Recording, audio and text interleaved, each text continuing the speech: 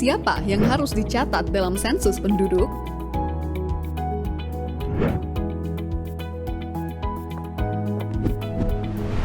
Seperti namanya, sensus penduduk mencatat seluruh penduduk di Indonesia, dari yang tua hingga yang muda,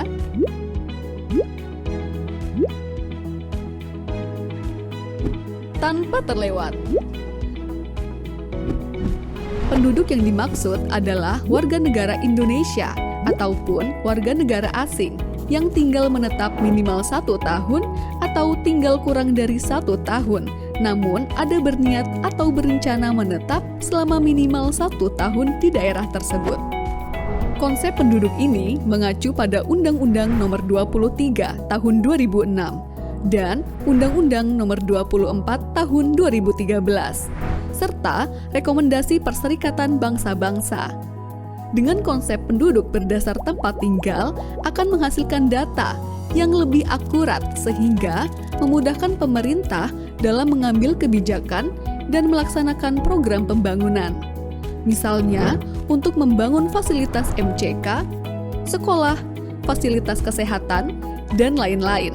Tentu harus berdasarkan data siapa yang benar-benar tinggal di wilayah tersebut, bukan berdasarkan catatan administrasi kependudukan saja. Ini Kania, lahir di kota Yogyakarta, tetapi telah menetap di kota Makassar selama 1 tahun. Maka Kania adalah penduduk kota Makassar. Ini Wida, KTP Karanganyar, tetapi telah menetap 7 bulan di kota Bandung dan berencana menetap untuk beberapa tahun ke depan. Maka, Wida adalah penduduk kota Bandung.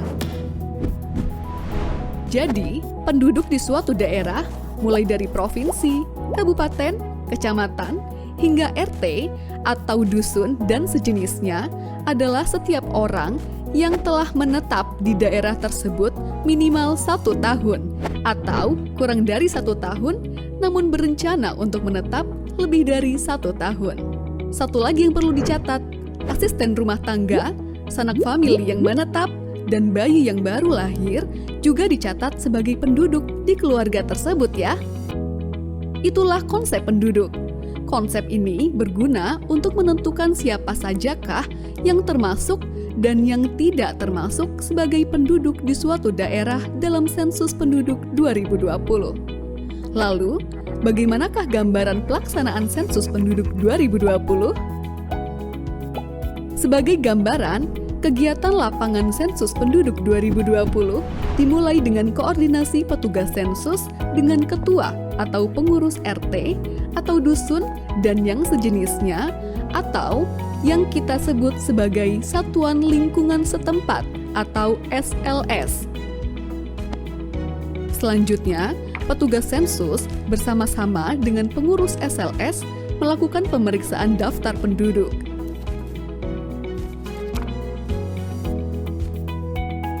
Setelah itu, dilakukan verifikasi lapangan dengan mengelilingi wilayah SLS.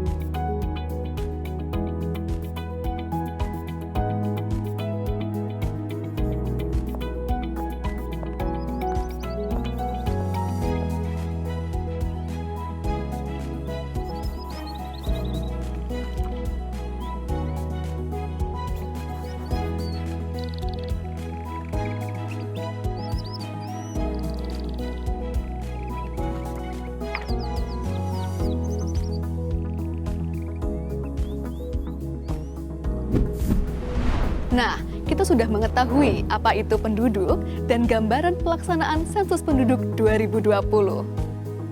Di video berikutnya, kita akan mengupas tata cara pelaksanaan lapangan sensus penduduk 2020 yang terdiri dari pemeriksaan daftar penduduk dan verifikasi lapangan. Selamat mengikuti ya!